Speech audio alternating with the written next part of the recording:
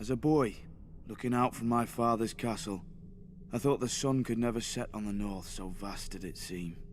Part of me still does.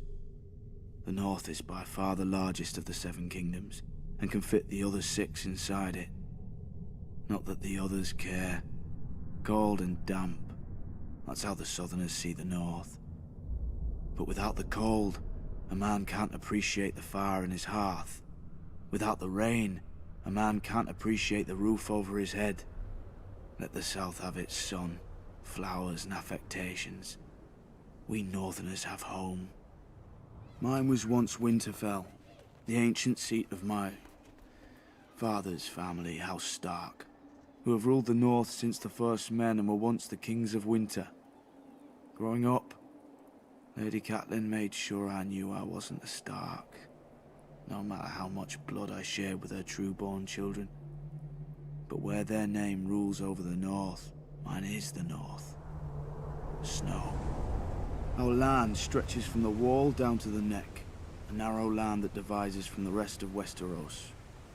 Legend has it that the children of the forest flooded it in their war against the first men. If that's true, every Northman owes them a debt of gratitude. The swamps of the neck are as good as the wall for keeping out unwelcome armies. And if the swamps don't deter you, the Crannog men should. Small, shy people who rarely leave those swamps, and who follow House Reed, the gatekeepers of the north, and among the most important and loyal bannermen of House Stark. Also a bit strange. I heard their oath of fealty once as a child. It's like no other lords, ancient and dark. They swear by earth and water, by bronze and iron, and by ice and fire. Where House Reed holds the gate to the north, House Manderley holds the port, White Harbour, the closest thing to a southern city we have, governed by the closest thing to a southern family we have. Generations ago, the Manderleys were driven from the Reach, but the Starks gave them their land in return for fealty. Now White Harbour is the richest city of the north, and the Manderleys the richest family. Not in gold and silver like their southern counterparts, but in fish, grain, and trade. As for the other great northern houses, the Starks brought them into the fold during the Age of Heroes. The Stark wrestled an Ironborn for Bear Island and gave it to the Mormonts. The Stark granted a keep and land to a younger son, Carlon, in return for putting down a rebellion. His family then grew up into the Karstarks. Starks fought the Wildlings and their kings beyond the wall beside the Umbers of Last Hearth, thus earning their fealty. Boltons. Back then they were the bane of the North. A few were even rumoured to wear their enemies' flayed skins as cloaks. But after centuries of war, they too bent the knee. And so House Stark became the kings in the North, but never forgot that they weren't the North. When Aegon and his dragons landed on Westeros, the kings of the Rock and the Reach sent all their men to die to defend their crowns. Torrhen Stark knelt, to spare his people the same fate. He placed duty above pride, just as my brothers in the Night's Watch had done for thousands of years at the Wall. Many think of it as the end of the world, but it's not. I've seen how the land stretches much farther than any man knows, into the land of always winter where the White Walkers came from during the long night. After the first men and the children of the forest beat them back, Brynden the Builder raised the wall and set up the Night's Watch to guard the realms of men. He gave us our oath, our castles and the gift, the lands behind the wall whose farmers and crops sustain us. Southerners may now mock my black brothers as thieves, rapers and worse, and not without cause. But the North remembers why we are there, and if we fall, the South will get a very harsh and very cold reminder.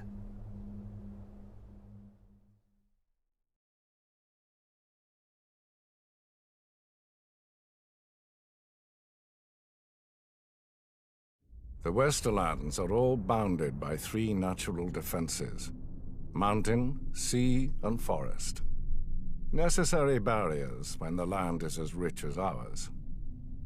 From our mines come the gold and silver that fuel the rest of Westeros.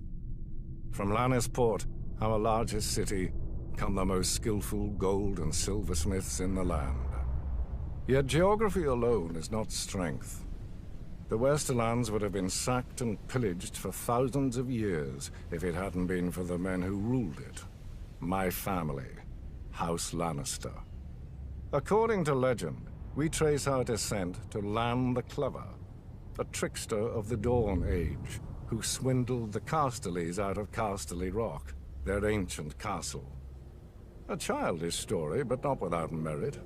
1, a mind can and should be a weapon in a man's arsenal. 2, Lan must have been clever enough not to rely solely on his wits. After all, where today is House Casterly. 3, by keeping the Casterly name on the castle, Lan reminded the world of the price of getting in his way. The Rains ignored all these lessons. Not content with being the second richest family, they sought to challenge the first, mine. My father had put up with their insults and disrespect. When I came of age, I led our army to teach them what they should have known. Some people say I was too harsh, that eradicating every member of their family was not necessary. But now, there are no bannermen as loyal to their lord as the Westerlands to us. If any lord bridles at our authority, I have only to send a singer with a harp, and he falls back into line. Because I will not have our lords squabble amongst themselves, like the lords of the Riverlands, or hide in their castles like the lords of the Vale, each of our bannermen contributes a unique skill that furthers the whole of the Westerlands. House Clegane, because every lord needs a beast from time to time. Sir Gregor strikes terror into the hearts of our enemies, and our friends. So too does his disappointing brother Sandor, the traitor. House Payne, who provides us loyal servants. Sir Ilyn Payne was once captain of my household guard, until the Mad King heard him boast that I ran the 7 kingdoms, which I did. The Mad King tore out Sir Ilyn's tongue, making him especially well-suited to later become the King's Justice. Apparently these days, a younger Payne also serves my degenerate son, Tyrion. House Lefford, who guards the Golden Tooth, the eastern pass through the mountains and the all-too-frequent chaos of the 7 kingdoms. Though after Robb Stark's recent incursions, perhaps we need a new gatekeeper. Fools look at the Westerlands and see gold. Fools see our wealth and call it strength. Gold is just another rock. The Westerlands are strong because of House Lannister. From strong leadership comes unity. From unity comes power.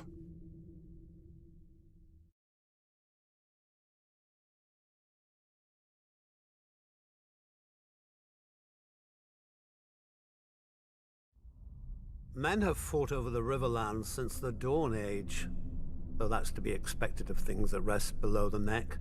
Doesn't help that the Riverlands are between everything and everything else.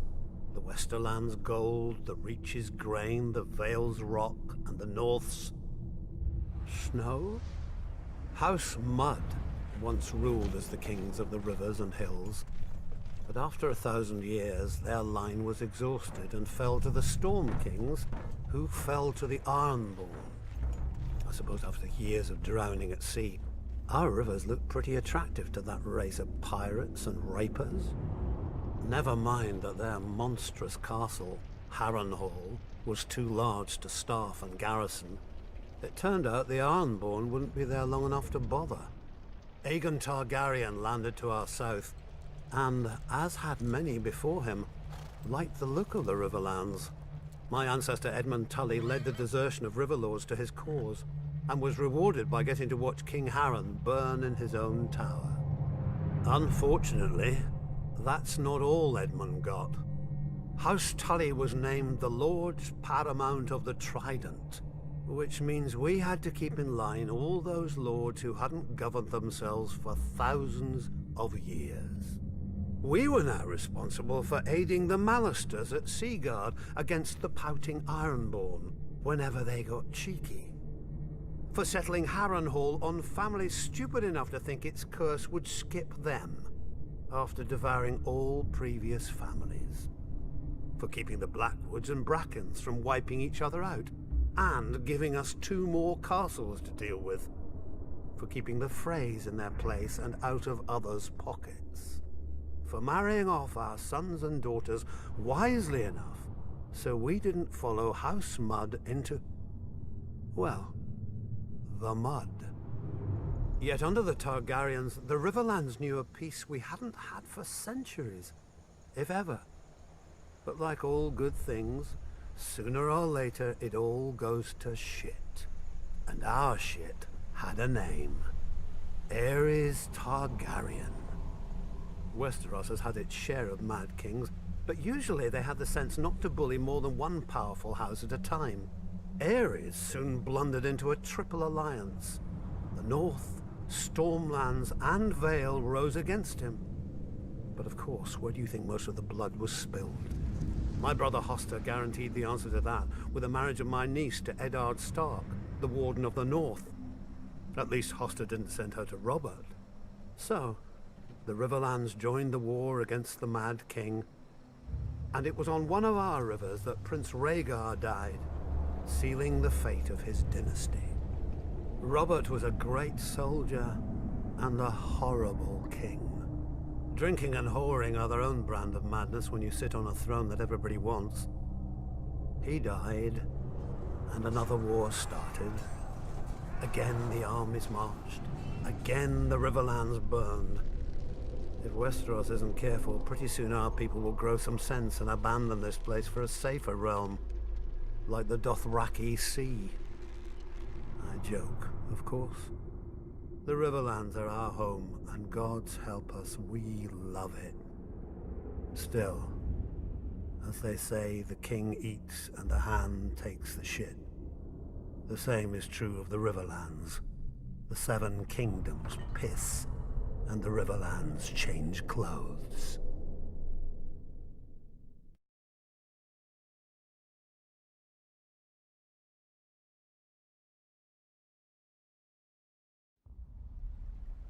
Tarth has lulled many a novice sailor into complacency. Our lush island sits on calm blue water like an emerald set into a sapphire.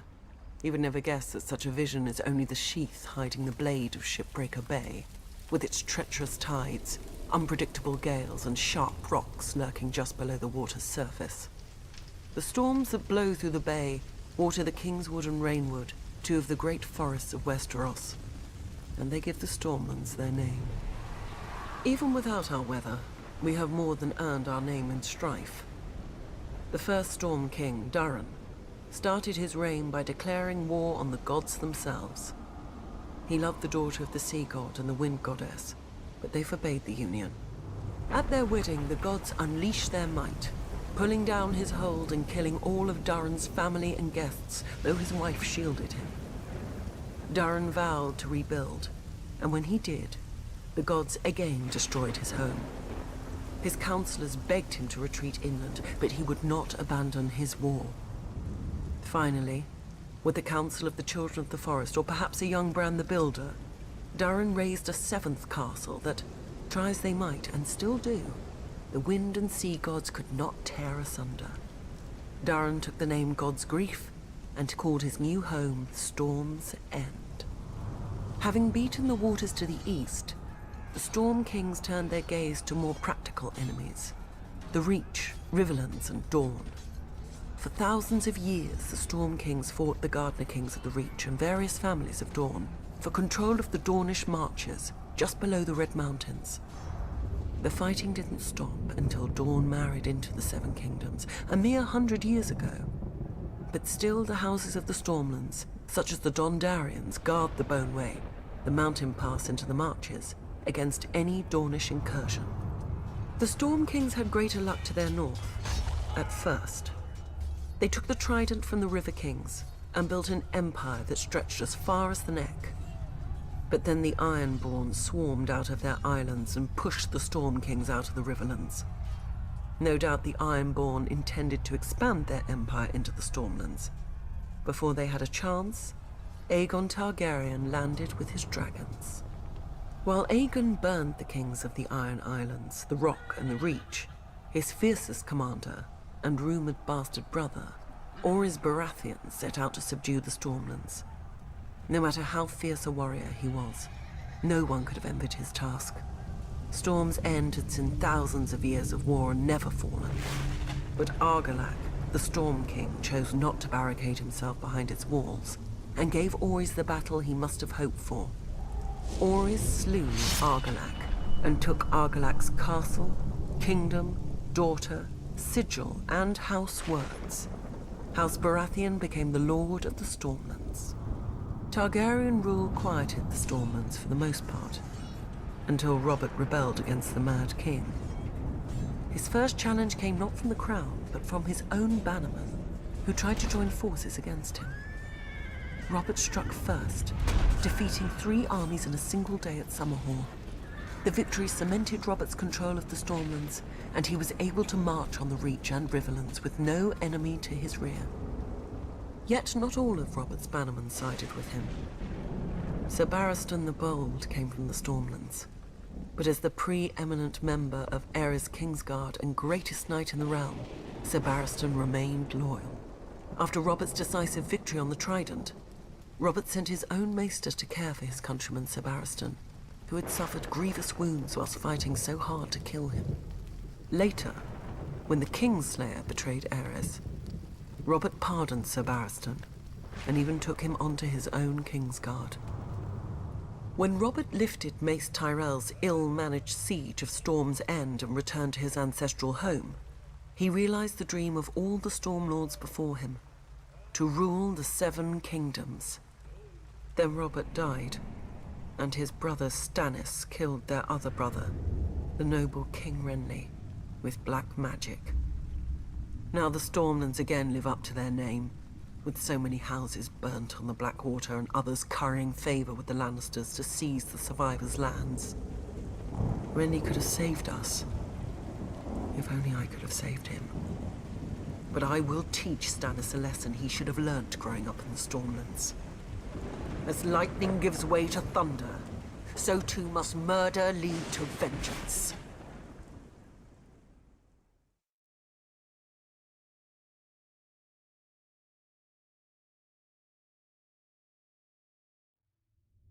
Impregnable.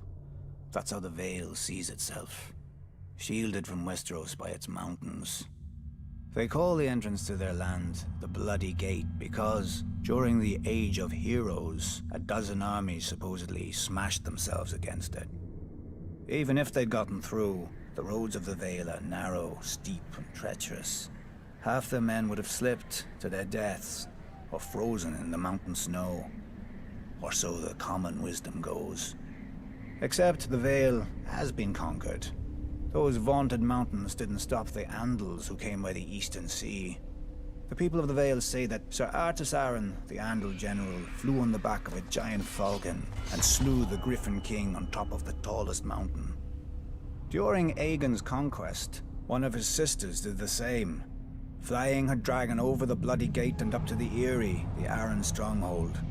And the Arryn boy king yielded the Vale in return for a ride on the beast.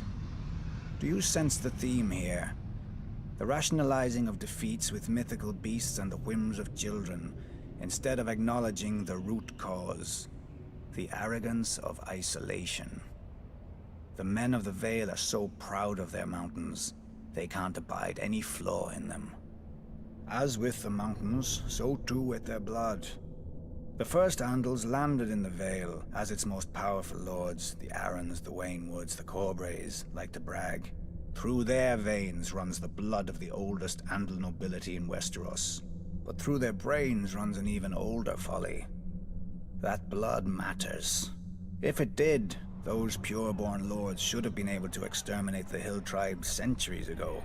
But those primitive raiders, whose tribes more resemble kennels than families, continue to plague the Vale, even kidnapping an Arryn once. Until Tyrion Lannister, an outsider, no Vale lord ever thought to turn the tribes to the Vale's advantage. That a desperate, warlike people could be useful, not to mention inexpensive. But perhaps the Vale lords consider such thoughts beneath them. After all, the Vale's isolation does breed an abundance of honor and pious bleating, which governs their decisions instead of foresight. Like a blind man who can only guess where his horse is taking him. I doubt Jon Arryn had even prepared for civil war when he raised his banners instead of handing over his young wards, Ned Stark and Robert Baratheon, to the Mad King. Honor demanded, and Lord Arryn obeyed. He'd have done the same if the boys hadn't been the lords of two great houses, who could field mighty armies of their own. But perhaps I give him too little credit. After all, if the war went against them, only Lord Arryn had a nice, impregnable castle to retreat into, and he was wise enough to take poor Lysa Tully into his bed to win the Riverlands as allies. Jon Arryn won, then Jon Arryn died. Wisely, the Vale stayed out of all the ensuing chaos. Its crops did not burn or wither in the fields from lack of men to tend them. Its strength was not drained by forced marches to futile skirmishes. In the Vale, life proceeds as it always has. Calm, proud. A world of high honor undisturbed by armies and men of low birth, but high ambition. Impregnable.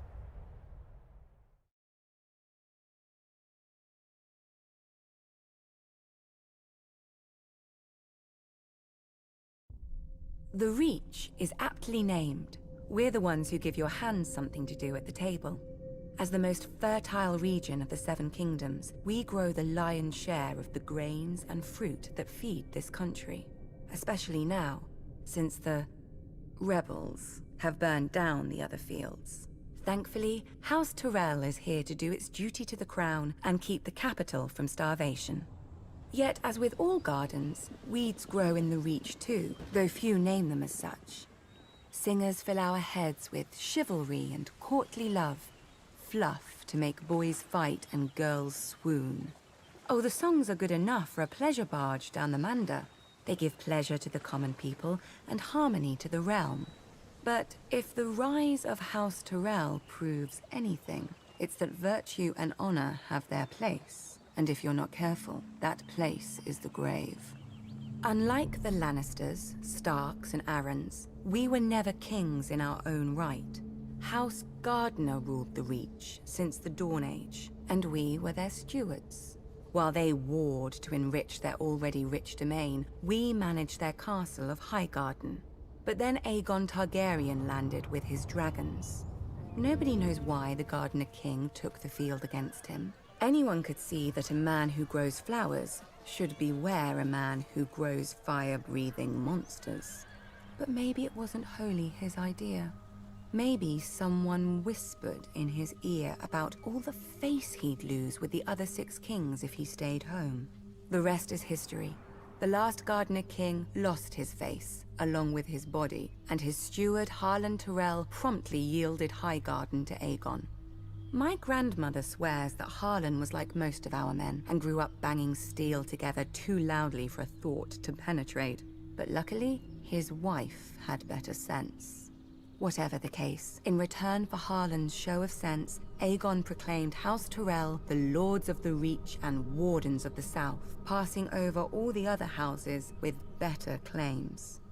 House Hightower, who were kings before the Andals came, their seat is the oldest city in Westeros. They call it Old Town. Wealthy, proud, and solitary, there have been Hightowers who wouldn't come down from their great lighthouse for decades. Its name, fittingly, is the Hightower. House Florent, who had actual blood ties to the Gardeners. They whinge about their ancient rights to Highgarden every once in a while, and now that their daughter is married to Stannis Baratheon, about their rights to all of Westeros too. Apparently, putting a fox on your banners doesn't impart a fox's wiles. House Tarly, who still gives the Reach the best soldiers it has. If Aegon had named them as his lords, the Reach would have become the greatest military camp in the world, until it starved to death. the price for conscripting all the farmers. Yet Aegon chose us. Centuries later, when his descendant Aerys faced rebellion, the Reach stayed loyal. Mostly. My father, Mace, dealt Robert his only defeat in the war, even if it was my father's vanguard who did most of the fighting before he arrived. After the Battle of Ashford, we laid siege to Storm's End, Robert's home. Unfortunately, the war ended before we could take it and free up our armies to go save the king. The new King Robert had a forgiving nature. Our crimes were brushed aside without even one execution for the sake of formality. Our family was surprised until Robert's new hand, Jon Arryn, came by with the bill. The Reach is second only to the Westerlands in wealth, and Robert meant to spend as much of it as he could get his hands on. We gave him the coins he wanted, and later, when he wanted our grain or fruit or wine, he gave them back at whatever price we set. Now, much of Westeros is ashes. The rest of it is armies. As the Starks are fond of saying, winter is coming, and for leagues outside the capital, there isn't a harvest to be seen. Have no fear. The Reach is, as always, bountiful. House Tyrell will manage the harvest and keep the Seven Kingdoms from starvation, like the good stewards we once were. Just ask House Gardner.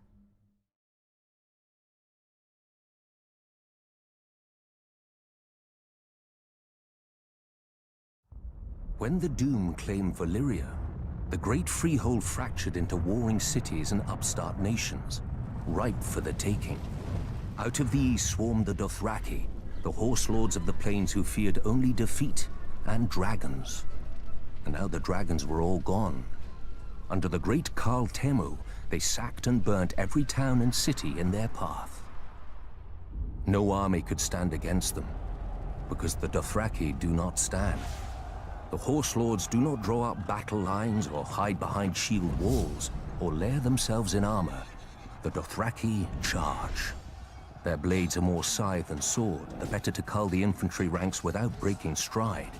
Even their archers fire from horseback so that advancing or retreating, the arrows never cease. To the Dothraki, a man who does not ride is no man at all, without honor or pride. When the city of Qohor realized Khal Temu was coming, they strengthened their walls, doubled their own guards, and hired 2 full companies of sellswords. The Dothraki were used to glorified farmers with spears.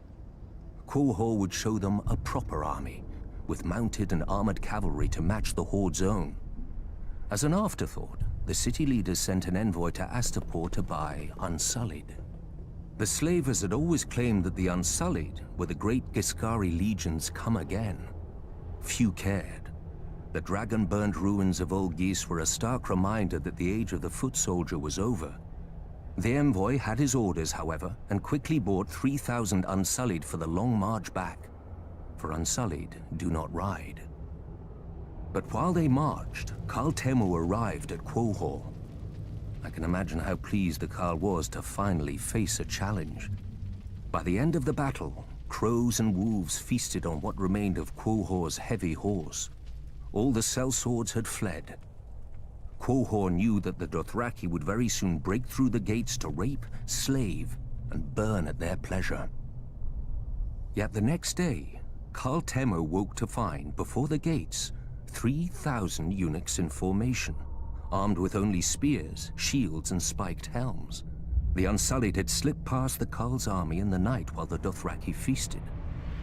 Khal Temu had many times their number and could easily have flanked the small force. But to the Dothraki, men on foot are fit only to be ridden down. 18 times the horse lords charged, and 18 times the Unsullied locked their shields, lowered their spears, and held the line against 20,000 Dothraki screamers. When the Khal's archers rained arrows on them, the Unsullied lifted their shields above their heads until the squall passed. And then they held the line.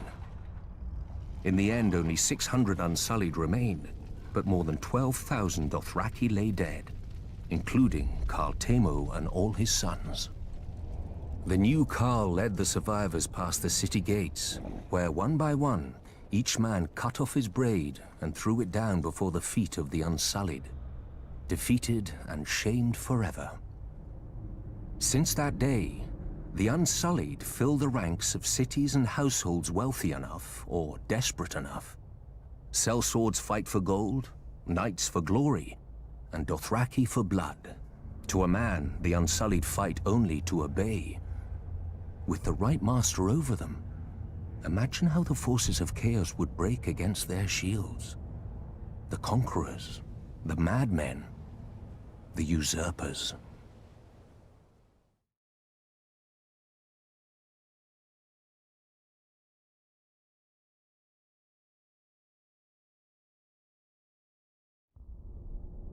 Valyria was not the first to conquer the world. In the dawn of days, the city of Ghis opened its gates and poured forth its legions across the continent of Essos. With their lockstep discipline and absolute obedience, they ground entire nations beneath their boots and planted the harpy in every corner of the known world. What they didn't destroy, they chained. Slavery is as old as man, but until the Giscari, it was never an art. The slave lords grew rich and fat as pyramids were raised around them, pleasure houses were filled, and fighting pits were opened. Nobody remembers if the waters around Ghis had names before the Empire, but ever since, we know them only as Slaver's Bay and the Gulf of Grief. Of Ghis, however, nothing remains but ruins, where end all great civilizations. 5,000 years ago, Valyrian shepherds stumbled on strange eggs, and within a few generations, an upstart Valyrian freehold rose across the sea. 5 times did the Giscari contend with Valyria, and 5 times did they go down in defeat. For the freehold had dragons, and the Empire had none. The best of their legions burned, the others broke. The brick walls of Ghis were pulled down, the streets and buildings turned to ash, and the very fields sown with salt, sulfur, and skulls. Yet the Empire was not wholly destroyed. Astapor, Yunkai, and Meereen, once lowly colonies along Slaver's Bay, survived, and even thrived. Valyria had watched the Giscari grow rich and powerful off the backs of conquered peoples, and now the self-styled freehold wanted its turn. While the Dragon Lords brought the world to heel, the slave markets of their former enemy never lacked for flesh. Lamenting the lost empire, the descendants of old Ghis grew rich and fat. The doom fell on Valyria, and the Dothraki rose to pillage most of the continent at will. But gold-laden Astapor, Yunkai, and Meereen continue as they have for thousands of years, untouched. For even the Horse Lords understand what the Giscari taught Valyria so long ago. What good are slaves without slavers?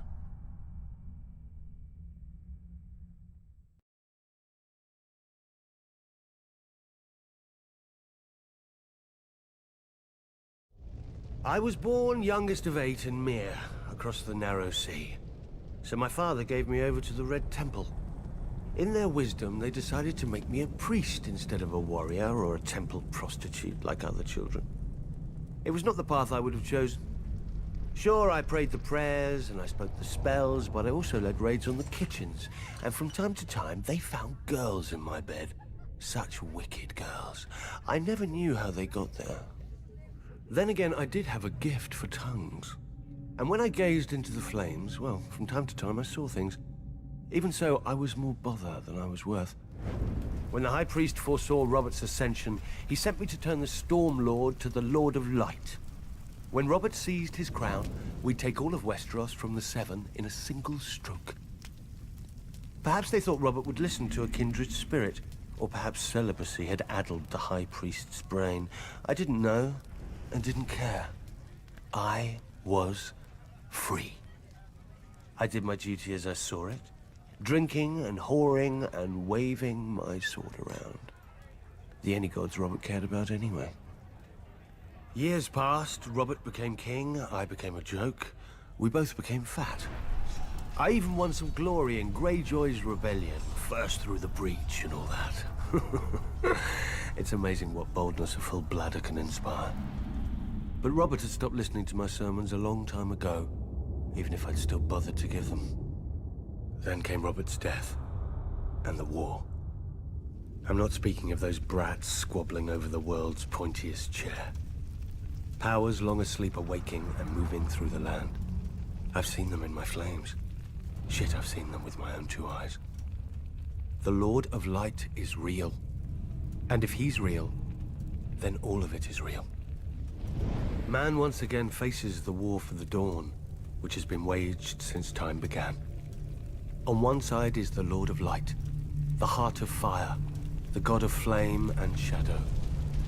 Against him stands the Great Other, whose name may not be spoken.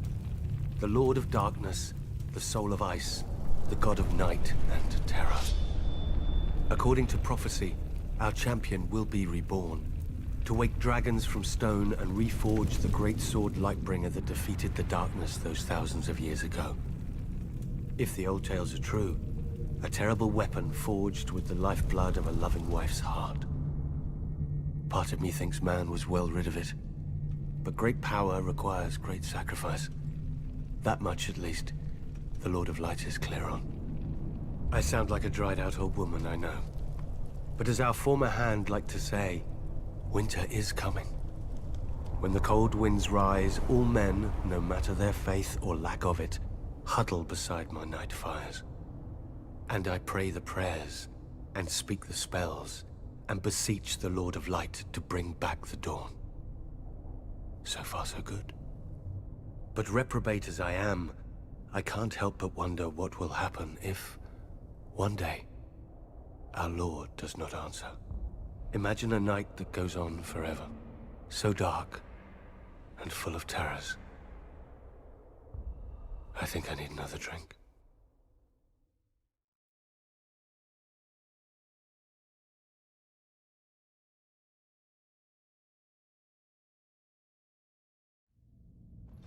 Mine.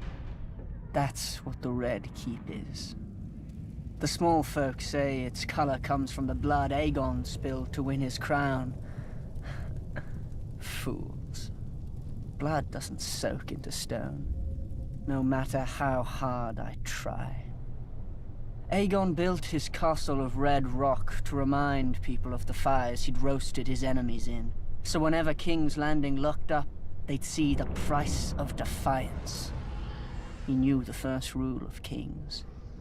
Only fear keeps men in line. Fear and punishment. A lesson he taught his son, Maegor. When the builders finally finished the Red Keep, Maegor executed them all to keep its secrets safe. Rumor has it, miles of hidden passageways run behind the walls and under the floors. One day I'll have to find them. Traitors and women work in shadows. A king has no need for secrecy. Now, people name Maegor the Cruel, but I doubt any dared in his day. His strength was all too rare in the degenerate Targaryen blood.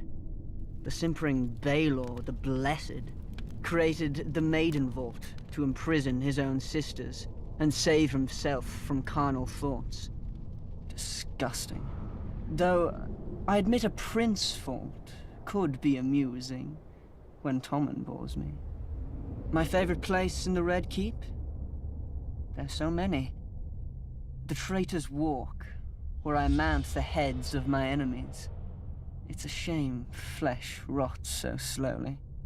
I've almost run out of spikes. The dungeons are also quite nice once you get past the first 2 levels. A stable for common criminals and private cells for useful highborns. How boring, I know. But then you come to the black cells. No windows, no torches. Just darkness, and whatever you hear in there with you. Here we keep the greatest traitors, until the king is ready for them, and with these, I often like to take my time. But I've heard rumors of an even lower, hidden level, Maegor's favorite. Once a man was taken here, He never saw the sun again, nor heard a human voice, nor breathed a breath free of agonizing pain. Varys must know the way, but that overgrown girl pretends not to. Maybe he fears I'll make him a victim. Maybe I will. Then again, torture chambers are just so... private. Better to punish your enemies where everyone can see and remember. Like that Targaryen who forced his nephew to watch as he fed the boy's traitor mother to a dragon. Oh, what I could do with a dragon. Even Aerys, fool as he was, knew to burn men alive with an audience, to spread the terror far and wide across his kingdoms. Of course, I know my favorite place now. When I sit on the Iron Throne, high in the Red Keep, all of Westeros scuttles below me, like insects, waiting for my heel to land.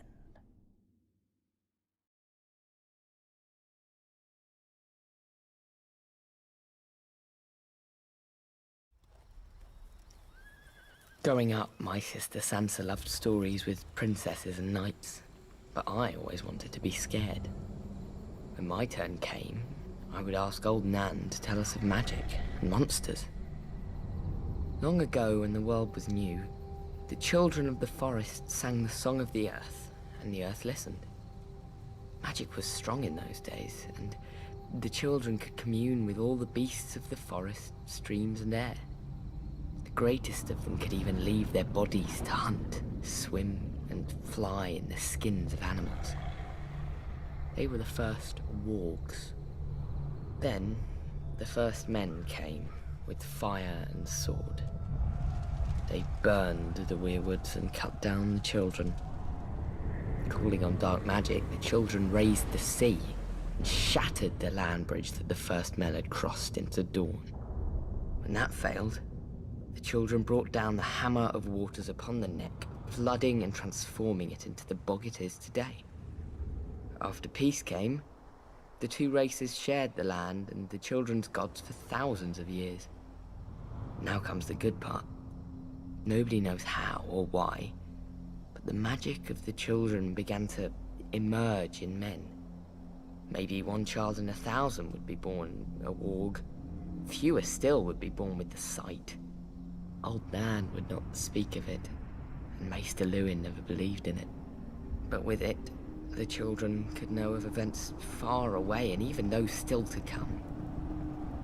Some say the sight was the children's most powerful and terrible secret, and helped turn the tide during the long night.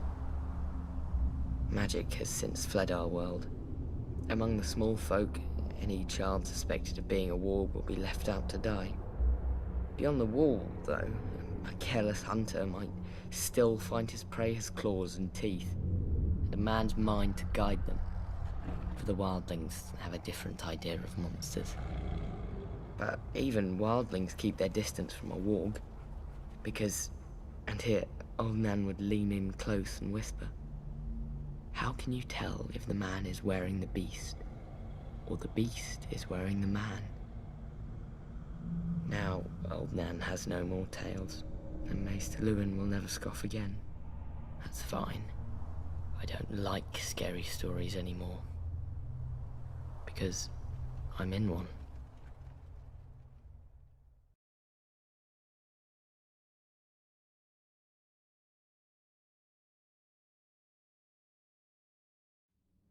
For 300 years, the Targaryen dynasty ruled Westeros.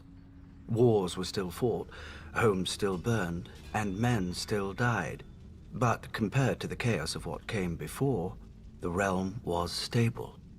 And boring.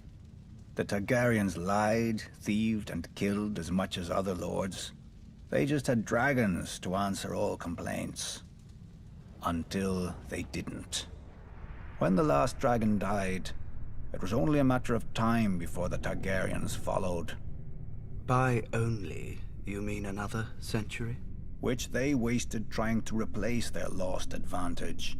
Incinerating their own palaces to hatch dragon eggs, drinking wildfire to become dragons, And let's not forget the Mad King's favorite, burning men alive so he could pretend to be a dragon.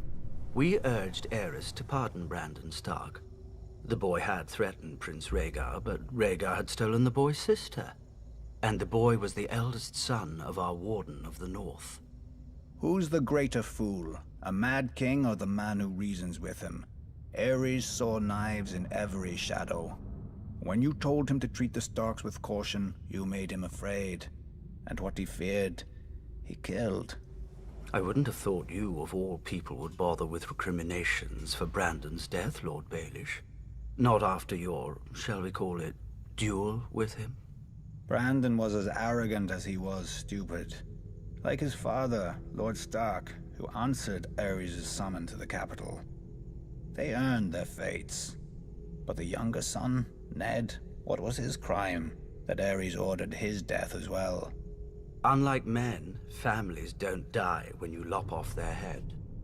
At the very least, you should have pointed out that loyal and dutiful Ned was living with Jon Arryn, a proud and over-righteous lord with an impregnable castle and no sons of his own. Perhaps you could have spared Aerys the embarrassment of revolt. If only we'd had the foresight to consult you, Lord Baelish, but I suppose first we'd have had to know who you were. Nobody knew Robert Baratheon either, yet he claimed the right to sit on the Iron Throne. He had Targaryen blood, through his mother. A pretty dress for an ugly truth. It was war, and he could swing a hammer harder than the other options. When did you know you'd lost, Lord Varys? When Robert Baratheon killed Prince Rhaegar on the Trident. Wrong. You lost the war when you let Ned Stark slip back into the north. Neither the bloody gate to the Vale or Moat Cailin in the north have ever fallen. They could have held out for years, even if you'd killed Robert. But you let him slip through your fingers as well. I told the court that Robert was hiding in the Stony Sept, but the hand of the king wasted too much time searching the city. Something about the glory of single combat. Then Ned Stark's army arrived to save the day. Too bad Lord Tywin wasn't a hand any longer. He would have simply razed the town and been done with it. Perhaps. And perhaps the rebels would have found even more of the countryside flocking to their banners. I'd almost forgotten. You weren't always so loyal to the Lannisters during the war, were you? I did my duty to the realm. When Lord Tywin showed up at King's Landing professing loyalty, I warned Aerys not to open the gates. Prince Rhaegar was dead, our army scattered. The lion does not stir unless he smells meat. I admire your powers of persuasion, Lord Varys. Few could traffic in so many secrets to so little avail. Grand Maester Pycelle told Aerys what he wanted to hear, that his old friend Tywin was there to save him.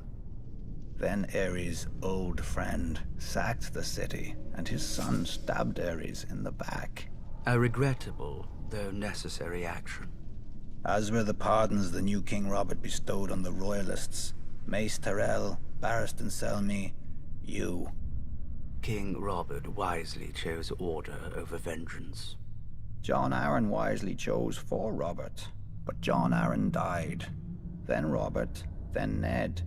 So ended their glorious revolution. And Westeros has been burning ever since. Let it. How Targaryen of you. One of the mad ones. Fire turns even the proudest oaks to ash, leaving newer roots space to climb.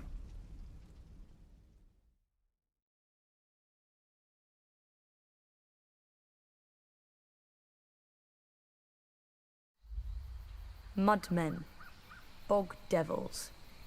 Those are just the most pleasant names our fellow northerners have for us, the Crannogmen who live in the swamps of the Neck. Because we do not live in castles like them, because we do not farm like them, because we are not tall or rich like them.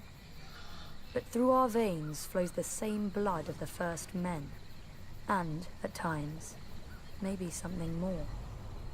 We still live much as they did, on floating islands in houses of thatch and woven reeds. We fish, hunt, and tell our children of our heroes. the Knight of the Laughing Tree who fought in the year of the false spring, the last Marsh King who challenged the Starks and lost his crown and his daughter, and other stories, older still, since lost to the world. The Neck was not always a swamp. In the Dawn Age, it was as dry and fertile as the rest of the North.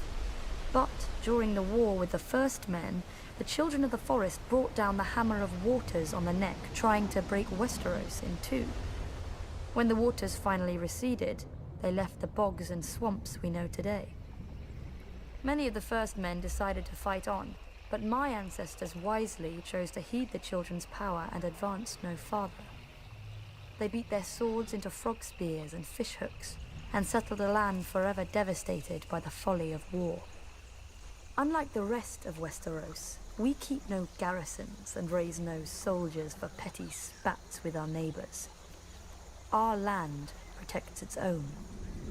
An outsider will find in the Neck an endless morass of suckholes, quicksands, and green grass that looks solid to the unwary eye, but turns to water the instant you tread on it.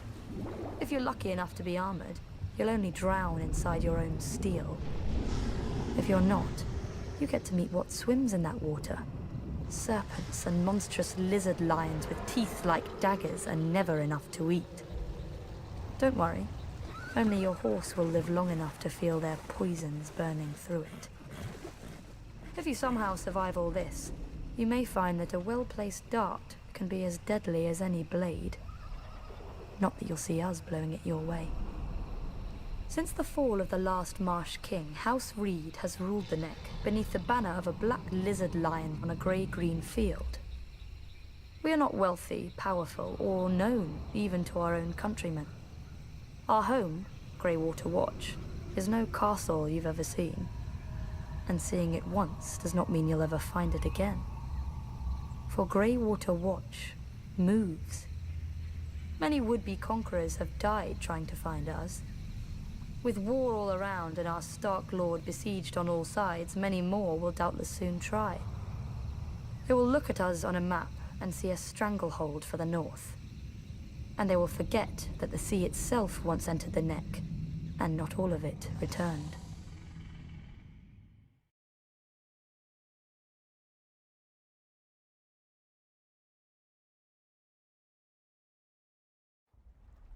Other houses chose dragons, krakens, and lions for their sigils. We Tullys took the trout, that most terrifying of fish. Especially when it leaps out of the water. I suppose you don't have many options when you live in the Riverlands. Could have been worse. We could have been minnows or wheat. After all, we make a lot of it. Though our land doesn't get as fertile as ours just by water. The old River Kings, Storm Kings, and the Kings of the Rock spilled blood here for thousands of years, squabbling like children over a new toy, until the Ironborn came and spanked them with their axes. Under Harren the Black, their kingdom stretched all the way to the God's Eye, where they built the largest castle Westeros had ever seen. Maesters teach that Harren was a fool, but he had some sense. If you're going to enslave and torture an entire people, you best have thick walls to hide behind. But the very day the last stone was laid in Harrenhal, Aegon Targaryen landed in Westeros. As soon as he saw Aegon's host on the horizon, my ancestor Edmund led the mass desertion of Riverlords to Aegon's side. I doubt Harren even noticed. The problem with huge castles is they blind you to what's outside, both by their size and the arrogance they inspire. Not that the Ironborn ever lacked for that. They take pride in their ignorance of every trapping of civilization, though any baker could have told them that fire turns stone walls into an oven. And so Harren the Black finally lived up to his name, and the Riverlord swept the Ironborn back to the sea. In return for Edmund's service, House Tully was made Aegon's new Lord Paramount of the Trident, and all the other lords had to swear us fealty. But old habits die hard. The Riverlands are and always have been the middle child of Westeros, caught up in every fart from one lord at another. My ancestors knew that for the Tullys to survive, alliances must be made. Our trout has swum up so many rivers over the centuries and leapt onto so many plates that it's a wonder half the realm's sigils don't have fins by now.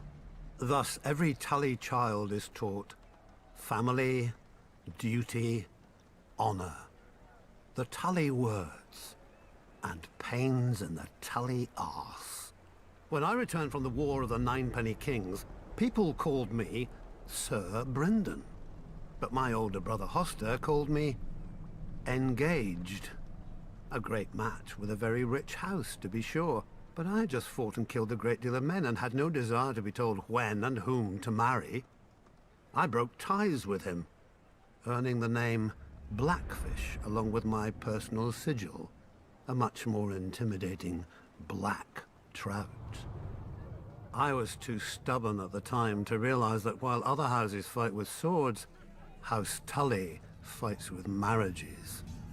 Then my niece Catelyn's betrothal to Brandon Stark drew us into the war against the Mad King, while my other niece Lysa's betrothal to Jon Arryn cemented the rebellion. If I'd have obeyed my older brother earlier, we'd have had the largest navy in Westeros with us then as well, and our victory would have been swift. Of course, I never mentioned this fact to my brother. He'd have taken it as an apology. My brother is dead now, and my nephew Edmure rules in Riverrun. Gods help us. A trout that can't tell the worm from the hook. But he is a Tully, and he is unmarried, and there is a war. We all know how this story ends. Maybe she'll be beautiful. Maybe she'll be rich. As long as she brings swords and men to House Tully, she could look like the fish we hang all over Riverrun. He'll honor his duty to family and swallow it. One blackfish per family can be overlooked. Two, and we'd have to change all those pretty banners.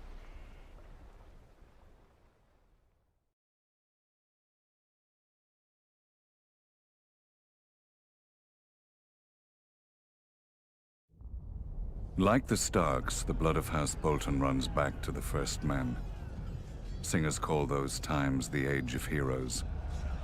A mask for a savage world that bred savage men. The Lannisters swindled their enemies. The Storm Kings hammered them, and the Starks cut off their heads. In such company as this, were the Boltons really so indelicate? Unlike some other houses, my ancestors owned the Bolton words, "Our blades are sharp." They passed down not a Valyrian greatsword, but a knife, honed and thin enough to fit between the topmost layer of skin and the tissue below, and peel. For as we all learned as children, a naked man has few secrets, a flayed man none. In those dark days, they say that some of my more willful forebearers would even wear their enemies' skins as cloaks. But no such tokens remain, if they ever existed. Certainly not hanging in some secret room in the Dreadfort, as old wives and fools insist. I suspect my house itself was responsible for spreading such rumors in the first place. Few weapons are as effective as terror, and this was an age of war.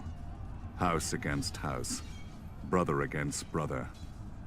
The Iron Men were on the rise, and never far from our shores. We must have seemed ripe for the taking, too busy fighting each other to deal with the raiders as they deserved. Thus the Starks took it upon themselves to unify the North, under them. They drove the pirates out of White Knife and claimed the eastern coast, and married the Marsh King's daughter for the neck. A Stark wrestled for Bear Island and won. Or so they say. Silly stories. Blood and Steel won the North, and the Starks had the most of both. After years of war, my ancestors gave up their barbaric practices and bent the knee to their new kings. Thus House Bolton became what we are today. loyal bannermen and staunch ally to the Starks, and the second greatest house in the north.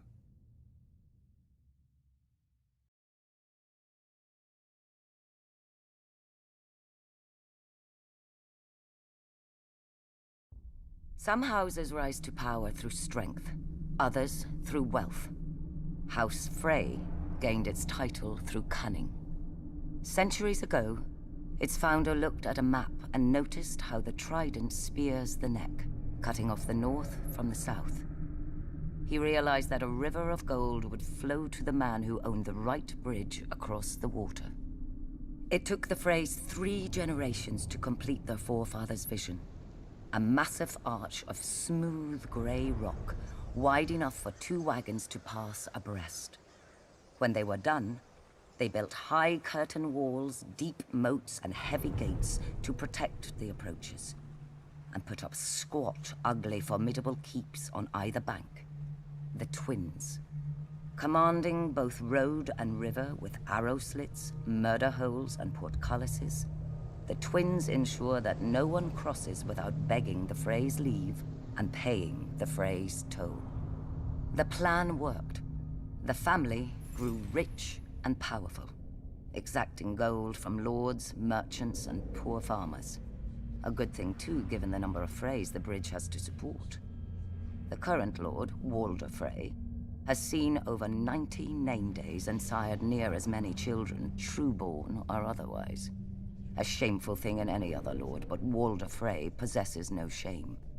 A dangerous thing for any other lord, but Walder Frey has no concern for heirs or fear of their impatience. Perhaps Lord Frey thinks to outlast them all. Given the infighting he encourages among them, perhaps he will. Whatever the case, House Frey does nothing so well as survive. When the Ironborn conquered and razed the Riverlands, the Freys hid in their castle.